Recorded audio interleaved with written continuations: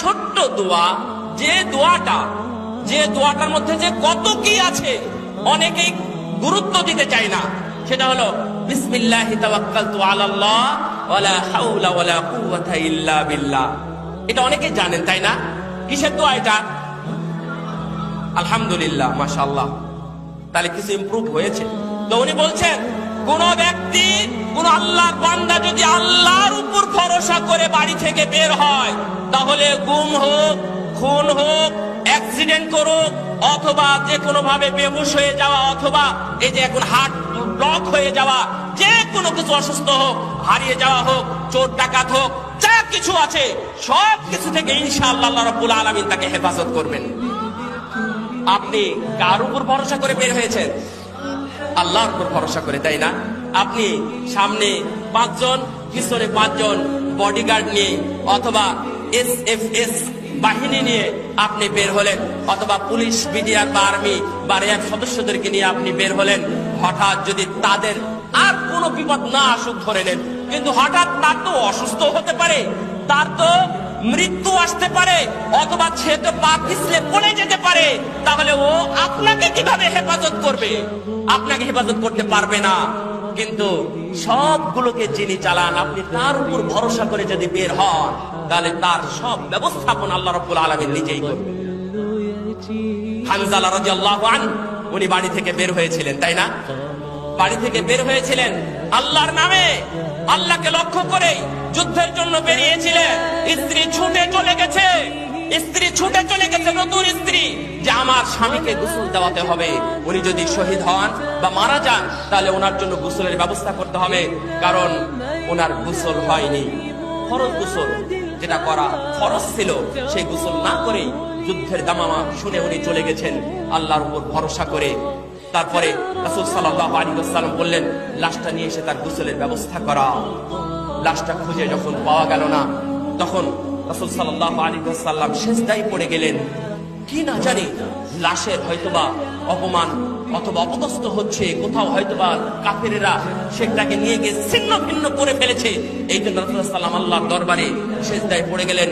আল্লাহ রাব্বুল আলামিন জিবরিলের মাধ্যমে জানালেন, মুহাম্মদ তাকাও তুমি উপরের দিকে, হানজালার গোসলের ব্যবস্থা আসমানে হয়েছে। আপনি যদি আল্লাহ ভরসা করে বাড়ি থেকে বের হন, সন্তানকে যদি আপনি এই শিক্ষা দিন, ইনশাআল্লাহ হেফাজতের দায়িত্ব আল্লাহর উপরেই থাকবে ইনশাআল্লাহ। এই ধরনের আরো যে দোয়াগুলো আছে, অনেক বলেছি, আরো যে দোয়াগুলো আছে, অন্তত রাসূলুল্লাহ সাল্লাল্লাহু আলাইহি ওয়াসাল্লাম বলছেন, এই কুল মিম্মা ইয়ালিকা, কি গো, কুল বিসমিল্লাহ, ভুলে গেছি, সামিল্লাহ ওয়া কুল মিম্মা ইয়ালিকা। তুমি খাওয়ার সময় আল্লাহর নাম নিয়ে খাও, মানে বিসমিল্লাহ বলে খাও, এবং পাশে থেকে, তোমার পাশ থেকে যেটা কাছে থেকে সেটা তুমি খাও। এটা হাদিস। রাসূল সাল্লাল্লাহু আলাইহি ওয়াসাল্লাম শিখাচ্ছেন তার গোলামকে, আপনি আপনার সন্তানকে শিক্ষা দিন। এখানে আরেকটা কথা বলি, আমার উস্তাদ শেখ সুলাইমান আর রুহাইলি, আমাদের উস্তাদ, যদিও সরাসরি আমি ওনার কাছে কোনো সাবজেক্ট ওয়ারি পড়িনি, কিন্তু মসজিদে নববীতে একাধিক দিন আমি ওনার বৈঠকে, ওনার দার্সে বসেছি। এখনো প্রতিদিন আসর থেকে নিয়ে মাগরিব পর্যন্ত উনি দার্স দেন। যারা যাবেন মসজিদে নববীতে রওজার একটু সামনে এগিয়ে গিয়ে ওখানে উনি বসেন, দেখবেন কত সুন্দর ভাষায় উনি ভাষণ দেন, কথা বলেন। তো উনি বলছেন, আল্লিমু আওলাদাকুম সূরাতাল ফাতিহা, তুমি তোমার সন্তানকে সূরা ফাতিহাটা শিক্ষা দাও। কারণ তুমি যদি আজকে তাকে সূরা ফাতিহাটা শিক্ষা দাও, তাহলে সে দুনিয়াতে যতদিন বেঁচে থাকবে ততদিন সালাত আদায় করবে, আর ততদিন সে সালাতে মিনিমাম 17 বার এই সূরা ফাতিহাটা তেলাওয়াত করবে। যদি তেলাওয়াত করেও 10টা নেকি পায়, আপনি শিক্ষা দিয়েছিলেন, এই জন্য আপনিও 10টা পাবেন। তাহলে এই ছোট্ট ছোট্ট দোয়াগুলো তাদেরকে শিক্ষা দিবেন। রাসূলুল্লাহ সাল্লাল্লাহু আলাইহি ওয়াসাল্লাম বললেন, সুবহানাল্লাহ বললে কি হয়? আসমান জমিনের মাঝে যা ফাঁকা জায়গা আছে নেকি দিয়ে পূর্ণ করা হয়, তাই না?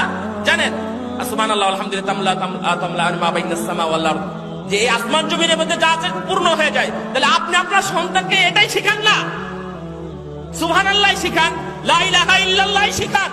এটাই আপনাকে ফায়দা দিবে মৃত্যুর পরে অথবা মৃত্যুর আগে বা হাশরের ময়দানে। কেন?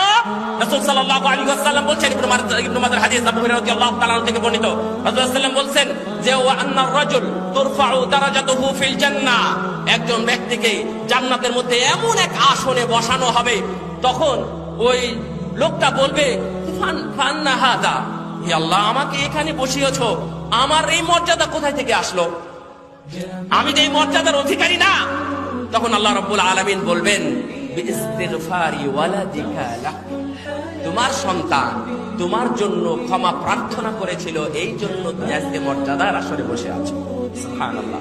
তাহলে আপনি আপনার সন্তানকে ইস্তিগফার শিক্ষা দেন, কি বলে দোয়া করতে হয় আমার জন্য, আপনার জন্য কিভাবে দোয়া করবে, এটা আপনি শিক্ষা দিন। যদি এই শিক্ষাটা সে লাইফে বাস্তবায়ন করে, তাহলে এর জন্য আপনার মর্যাদা আল্লাহ রাব্বুল আলামিন বাড়িয়ে দিবেন, ঠিক না? অবশ্যই ঠিক। এই জন্য জিকির আজকার অনেক আছে, জিকির আজকারের বিষয়ে আপনারা একটু গুরুত্ব দিবেন অবশ্যই।